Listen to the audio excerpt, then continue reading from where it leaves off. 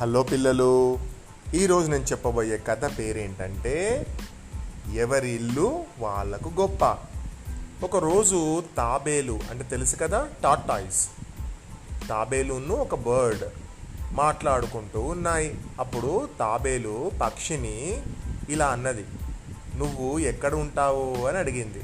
ఆ పక్కనే నేను ఆ కొమ్మ మీద ఒక అంచు లోపల నేను ఒక గూడు కట్టుకొని అంటే ఒక నెస్ట్ కట్టుకొని అక్కడ ఉంటున్నాను అని చూపించింది పక్షి. ఏంటి, కర్ర పుల్లలతో చేసి ఉంది అదా? అవును అంది పక్షి. అవును, అదే అదే నేను కష్టపడి కట్టుకున్నాను అంది పక్షి చాలా సంతోషంగా. దానికన్నా నా డొప్పే చూడడానికి బాగుంది అని నవ్వింది తాబేలు. పక్షి ఏమీ మాట్లాడలేదు. ఎండ వచ్చినా వాన వచ్చినా అన్నీ గూటిని తాకుతాయనుకుంటూ ఉంటాను, అందులో ఎలా ఉంటావో ఏమో. నేనైతే ఎండ వచ్చినా వాన వచ్చినా ఇంకేం ప్రమాదం వచ్చినా ఎంచక్క నా డొప్ప లోపలికి వెళ్ళిపోతాను. టార్టాయిస్ పైన షెల్ ఉంటుంది కదా, అందుకని ఆ పక్షిని అది బాగా పక్షిని వెక్కిరిస్తుంది.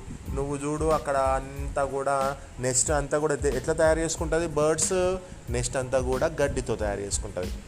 అందుకే అంటుంది, నీకు ఎండ వచ్చినా వాన వచ్చినా ఆ గడ్డిలో నుంచి నీకు అంతా కూడా ఎండ వాన వస్తుంది, కానీ నేనైతే నా షెల్ లోపలికి వెళ్ళిపోతా అని చెప్తుంది.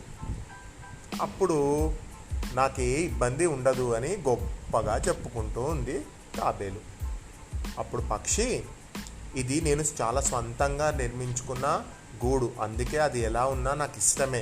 నీ డొప్ప లోపల నువ్వు ఒక్కదానివే ఉండగలవు, కానీ నా ఇంట్లో నేను, నా భార్య, పిల్లలు అందరం కలిసి ఉండగలం. అందుకే నాకు మా ఇల్లు అంటే చాలా ఇష్టం అంటూ అక్కడి నుంచి ఎగిరిపోయింది. పక్షి చెప్పిన మాటల్లోని నిజాన్ని గుర్తించిన తాబేలు, అరే నిజమే కదా, నా డొప్ప వల్ల ఎవరికి ఉపయోగం? కేవలం నాకే ఉపయోగం. అదే నాకు ఒక ఇల్లు ఉంటే నా భార్య పిల్లలను నేను అందులో ఉంచేవాడిని అని నిజంగా ఎవరి ముందట మనం ఎవరిని తక్కువ అంచనా వేయొద్దు అని ఆలోచన చేసుకుంది తాబేలు. అందుకని ఎదుటి వారిని ఎప్పుడు తక్కువ చేసి మాట్లాడవద్దు, గొప్పలకు పోవద్దు అనే ఆలోచన తాబేలుకు వచ్చింది. చూసారా పిల్లలు, ఎవరి గొప్పలు వాళ్ళవి, ఎవరి ఇల్లు వాళ్ళకి ఇష్టం. కాబట్టి మనం ఒకళ్ళను ఎప్పుడు కూడా క్రిటిసైజ్ చేస్తూ, వాళ్ళను అవహేళన చేస్తూ, తక్కువ చేస్తూ మాట్లాడవద్దు. అర్థమైందా పిల్లలు?